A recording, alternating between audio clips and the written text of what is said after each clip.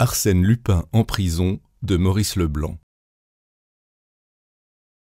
De nouveau, ce fut l'affolement, à tel point qu'il se demanda s'il ne céderait pas aux exigences d'Arsène Lupin. Il courut à Caudebec. Ganimard pêchait à la même place, assis sur un pliant.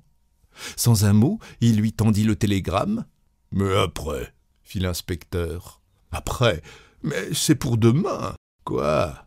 Le cambriolage, le pillage de mes collections !»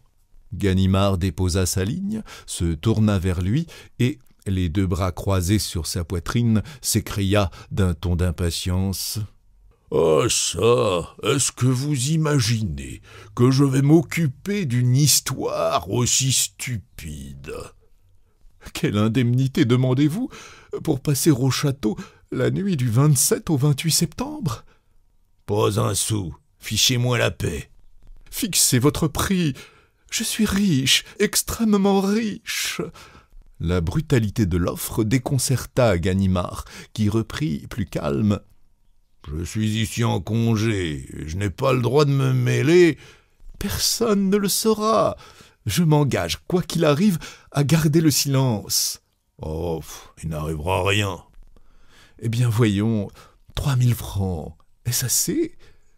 L'inspecteur huma une prise de tabac, réfléchit et laissa tomber. « Soit.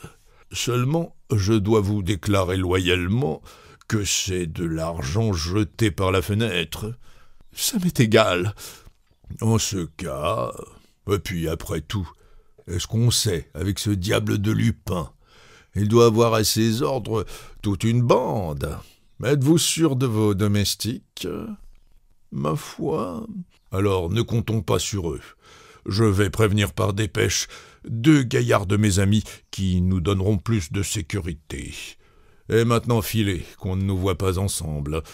À demain, vers les 9 heures. » Le lendemain, date fixée par Arsène Lupin, le baron Cahorn décrocha sa panoplie, fourbit ses armes et se promena aux alentours de Malaquis. Rien d'équivoque ne le frappa.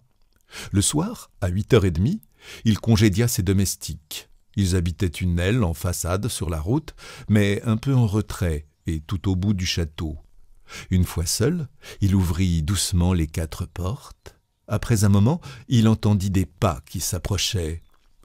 Ganimard présenta ses 2 auxiliaires, grands gars solides, au cou de taureau et aux mains puissantes, puis demanda certaines explications. S'étant rendu compte de la disposition des lieux, il ferma soigneusement et barricada toutes les issues par où l'on pouvait pénétrer dans les salles menacées.